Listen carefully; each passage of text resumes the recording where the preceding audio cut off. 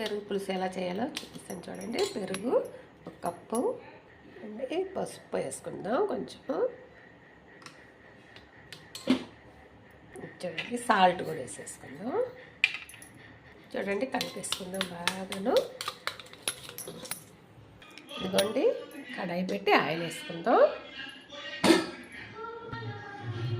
Oil వేసుకుందాం, తగినంత oil.